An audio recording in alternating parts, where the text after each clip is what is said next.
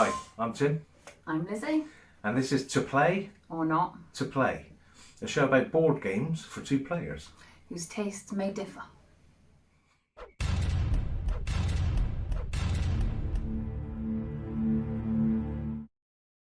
Alrighty then, hi everybody. So today we're taking a look at Alhambra. This is a I was going to say there, where did I say? I don't know. This is a 2 2 to to 6. I say 2 to 4. This is a 2 to 6 player by Queen Games. This is quite an oldie. 2003, I think it came out. It is. It Yeah, in fact, it won. Yeah, Spiel des Jahres in 2003. There you go. What? A Spiel des Jahres? Spiel des Jahres is the I think it's German. Yeah, it sounds German. The German kind of awards for the year, the game of the year, and it's kind of known for being the easy game, the family level game, if you like, for that year. It kind of wins. Right. Like a Carcassonne.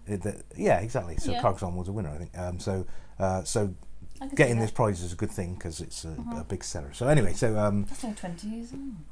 wow, it is, yeah. It is quite an old game. In fact, this is an old version as well. 18 years I've sort of seen online they've got new versions and big boxes of it and so on. But so we're looking at this anyway as a 2-player game. Yep. It's one of my kind of favourite styles of game actually. It's a tile laying game. Yeah, You like your tiles. I like my tiles getting out there. do. It's tile laying, set collection, sort of hand management sort of game, money management. So basically the idea in this game is that you are in Arabia, I think it is, Alhambra is an Arabian thing. You are a master builder and you're trying to, not necessarily from Arabia, you could be from Europe, I think it's generally, and you're trying to build an Alhambra, which is like a city, a palace, a complex for this place, and you want to build the best one. So you're both building your own to try and get the best one, putting in different buildings and so on. So with the game, you lay out a tiny little board, which is the sales market. It's got 4 spots on it for 4 different currencies. And then there are 4 currency cards laid out for you to be able to obtain money. So there's 4 shopping spaces, 4 money spaces, and that's pretty much it. It's quite an easy, simple and then a layout, bag full of isn't it? tiles, and you populate the market. There are 4 spaces on the market for the 4 currencies. You draw out 4 tiles randomly from the bag, and they have different buildings on them. You just randomly put them out, 1, 2, 3, 4, and then those buildings are purchased with those currencies. So for instance, the yellow currency might get a tower on it. So you put a tower on it, and that tower has a cost. All the buildings have a cost down in the corner, so that cost might be 10, which basically means, because it's on the yellow currency, you need 10 of the yellow currency to buy that tile. So you buy that tile, put it in your Alhambra. So that's how the game kind of works. You've got your little starting tile, which is a little fountain, and you're building out from that. And then the game begins. Basically what you do, you give each player from this massive stack of money. You shuffle a money pack, it's cards basically, round in paper money, and you deal out face up until that player has at least 20 coins value, not in any particular colour. So you might get a 5 in a yellow and a 4 in a blue and so on, until you've got at least 20, and then you're done. So that might take 5 cards, might take 7 cards, then you do the other person. It's quite a fair way of it's a nice way. So somebody might end up with 23, somebody might end up with 20 exactly. You might have 10 cards, I might have 5, and then it begins. The person with the lowest amount of cards begins first, and you have basically 2/3 choices. You can either buy a card from the market if you've got enough money in that. Buy a card, buy a tile. Buy a tile building from the market if you've got enough money, or you can take one of the 4 face up coin, supply money cards.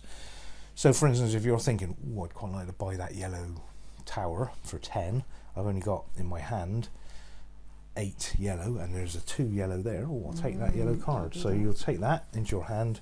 That's your go. So you either buy a tile, take money, or the actual kind of the third kind of semi go is you can rearrange your Alhambra. So you've got this kind of reserve. That's the game, isn't it? Yeah, it is. You don't really need to do it first off. You're going to just place everything from the very first few goes.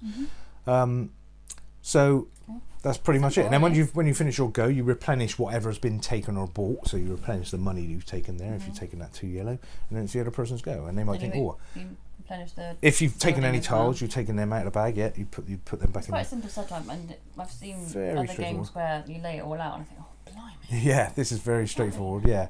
Yeah. There is a scoreboard which you both start obviously on 0, and then you score at various points in the round. I'll tell you about that in a second. But that's pretty much it on the table, except for your little reserve area, which again is not very much used. Didn't use it much, did we? So once you eventually got enough money to buy one of the items, if you pay the correct money, so let's go for this yellow tower again. It's not a yellow tower, it's a pink tower, but don't let that confuse you. It's a tower. That was a bit confusing for me. It's a tower In a yellow square. in a yellow yellow market, area. in the yellow Yeah, market. yeah. So it's 10 of the yellow. So let's say, for instance, you've got 10 yellow. You pay the 10 yellow into the discard pile of money, and then you take that tile and you lay it in your Alhambra, and then you do that in a certain way. Obviously, certain rules where you've got to have matching edges, so you can't put a wall. These black lines around the outside are walls. You can't put a wall against an open space. You have to put open spaces against open spaces, and walls against walls, and stuff like that. And you can't. Usual kind of tile laying. Yeah, you rules, can't really, isn't it? lay around an empty gap, so you've got like a circle of Yeah. tiles and just a gap in the middle. You can't do that, and you must always be able to, in the theme of the game, you must be able to walk from your starting fountain to any of the tiles without obviously dropping off or going through a wall. So you've got to be able That's to. quite tricky to do. It is. We fell foul quite a few times, didn't we? Yeah.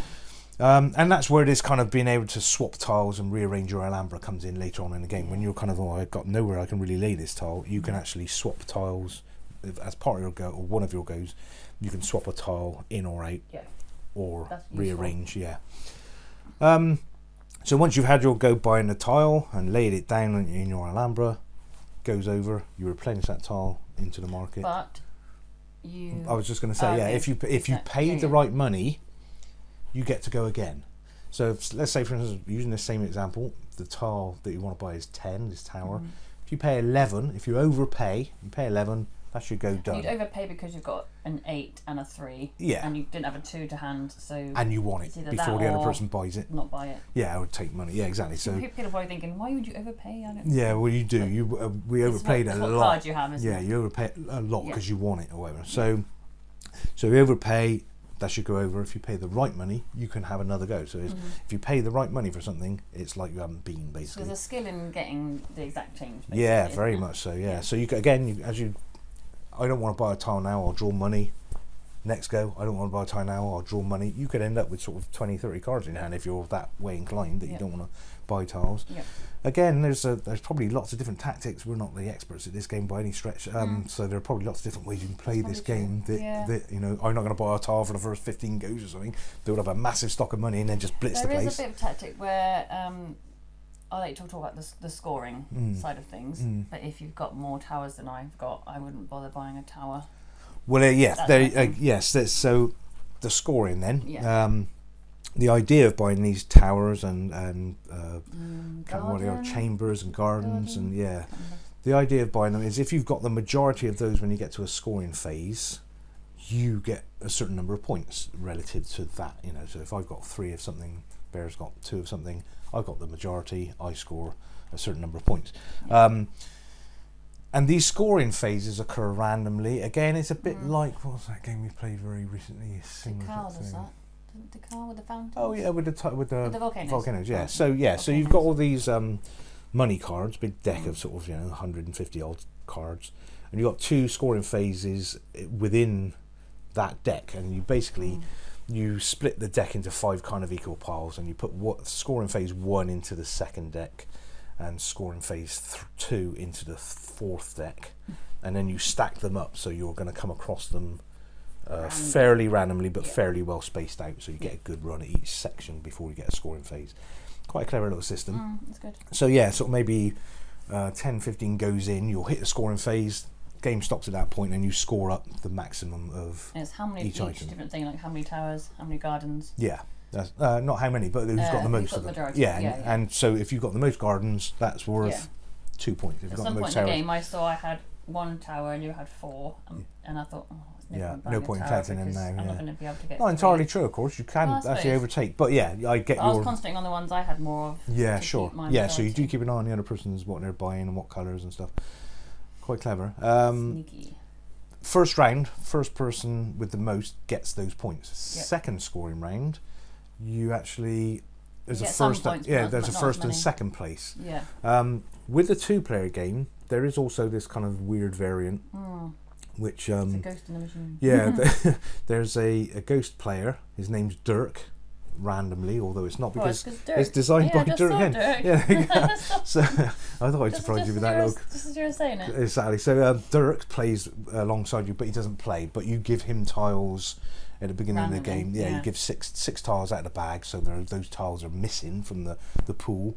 And then after that scoring round, first scoring round happens, then he gets into the pool as well. And of course, it's random. He might have more gardens than you. Yeah, exactly. So when you come to score, you look at how many I've got, how many you've got, but also how many Dirk's got. So if he's got more, He did get second place a couple of times. He actually, did, didn't he? Yeah, because in the second phase, scoring phase, you get a first place and a second place. So it could be that Dirk will have the most towers and he'll get the most points. Obviously, you don't use the points, but it stops you getting the points. So yeah, in fact, when it came to the end of the game, because there's a third final scoring round when all the tiles are depleted or all the money's gone, either or. Yeah. Miles away from finishing all the money, but when all the tiles were gone. Yeah. So when we got to that point, Dirk did quite well in the last round, and also it made us the third and final round is quite a lot of points per item. Yeah, it sort of starts at like in the 16, 17, 20, 30, I don't know, whatever, but they're quite high scoring rounds, so you can actually make quite a difference at the last minute. So yeah, you could be losing at second round. And yeah, this last game we played, you were way ahead of me, and then right at the end I came right up close, and I thought I might have done it, but you didn't. No, I didn't. You won in the end. But the gap was less. Yeah, a lot less. It was kind of 20 points at one point, but I did catch up quite a bit. So yeah, so that's pretty much the way the game plays. You get a nice little city as you're building it, and Alhambra. Yeah. Very simple, very sweet little game. Cute. I put cute. Did you? That's my description. Yeah, and I can see that's why it won the prize, because it is very easy to understand. It's it's two actions: take money, buy a tile, and lay it. It's pretty straightforward. This fact that you can swap tiles later on and rearrange your Alhambra one tile at a time is quite useful, because another scoring point is if you've got a black line, which is the wall, basically the outer wall.